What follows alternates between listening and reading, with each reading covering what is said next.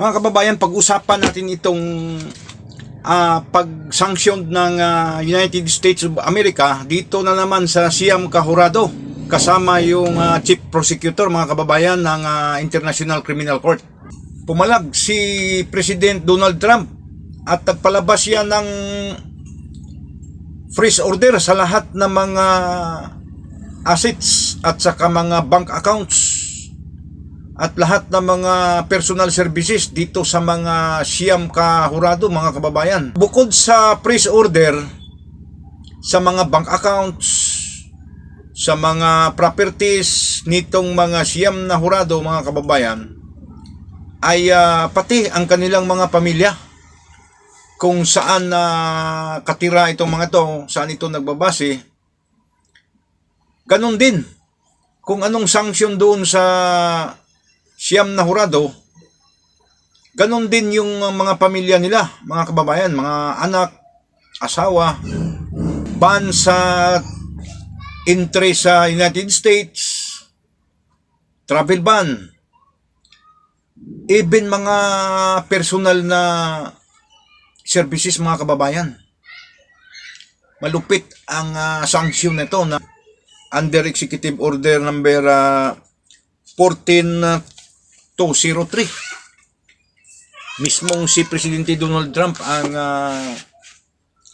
nagpalabas nitong executive order na to. Nag-ugat itong galit ni President Donald Trump, mga kababayan, dahil sa pangingialam nitong ICC sa Israel.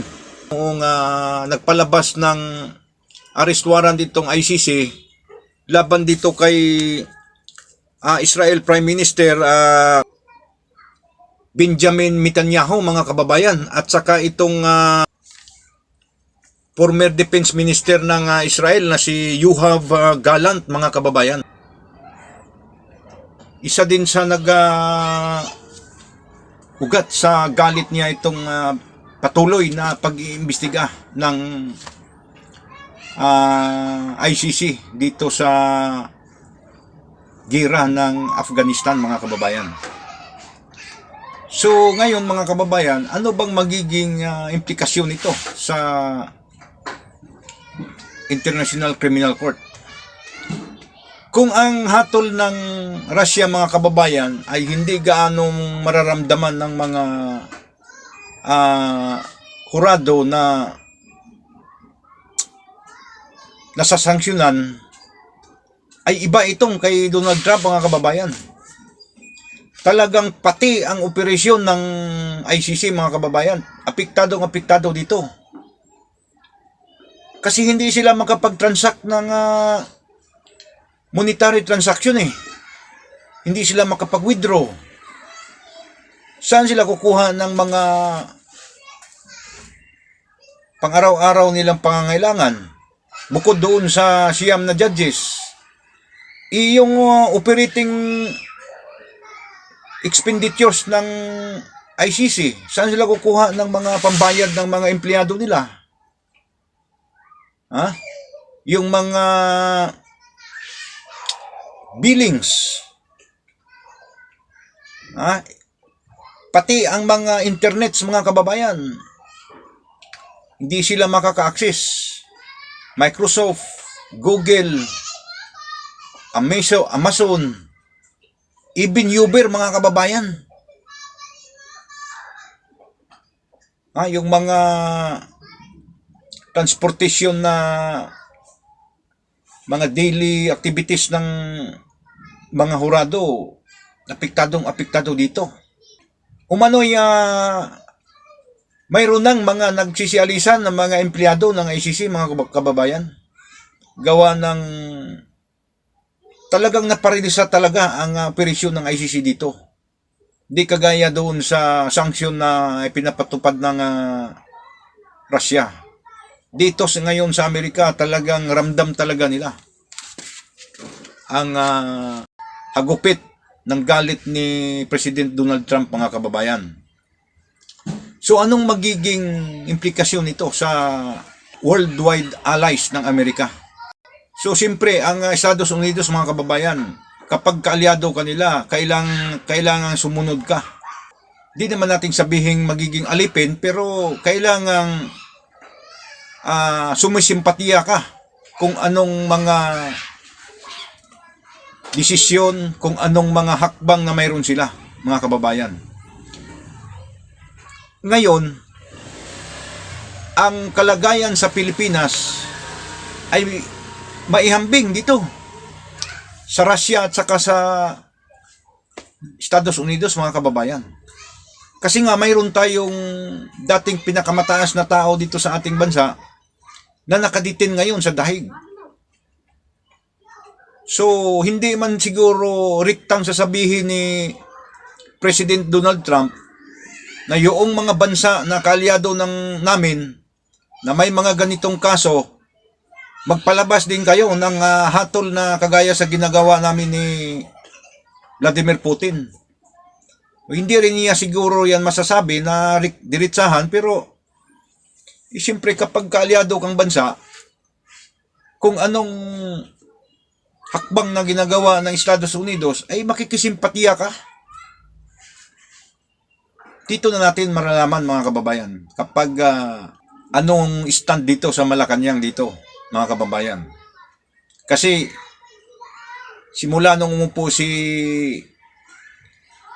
Bongbong Marcos, mga kababayan, bumalik ang relasyon at bumalik ang pagiging BFF ng Amerika at saka Pilipinas, mga kababayan. Masama man tawagin na alipin tayo ng Amerika sa panahon ngayon, baka magalit si Donald Trump kay Pangulong Bongbong na bakit hindi mo ginawa yung ginawa namin? Ha? Papayag ka lang ba na aapakan yung soberanya ninyo? Hindi na siguro yun na kailangan pang sabihin ni President Donald Trump na Bongbong, gawin mo kung anong ginagawa namin. So ngayon, mga kababayan, kapag hindi tatalima si Presidente Marcos dito sa hakbang ng dalawang malalaking bansa, ay malamang di ko rin masabi mahirap mag-predict pero talaga magalit si President Donald Trump kay Bongbong, mga kababayan. Kung talagang wala siyang personal interest at kung hindi siya ang may pakana na ipakulong si Presidente Duterte, gawin talaga niya yun. Sa kalagayang ito, talagang naluluto talaga ito si President Marcos ngayon sa taas at saka sa ibaba para itong bibingka ngayon. Mga kaalyado niya, yung nagpursige sa kanya na pakulong natin si Duterte, ang Amerika at Russia, hindi lang nila masabi kay Bongbong, pero yon ang motibo. Isa yun sa nag-uudyok,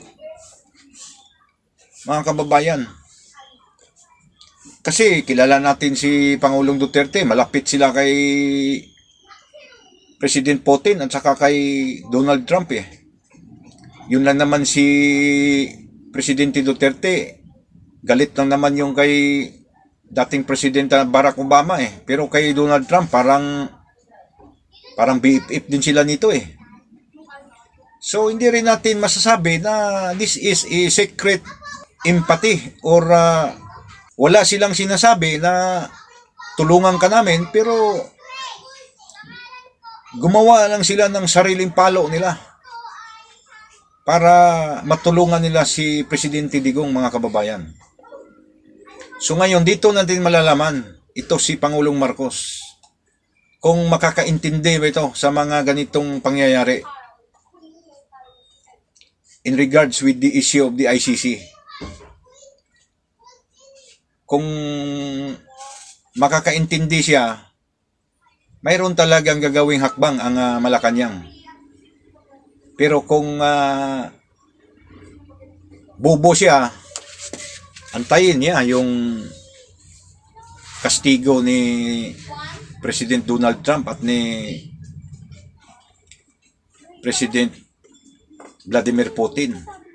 Kasi alam ko, itong ginawa nilang hakbang ngayon, isa din ito sa secret revenge si Presidente Duterte, mga kababayan. Ang problema dito, apektado ang dahig, ang ICC mismo, yung mga current nila na mga expenditures, apektado. Baka naman pati pagkain ni Pangulong Duterte doon, pati yung mga gamot niya, mga maintenance, hindi na maibigay ng tama, mga kababayan. Yun lang din yung mahirap sa kalagayan ni Presidente Duterte ngayon, mga kababayan.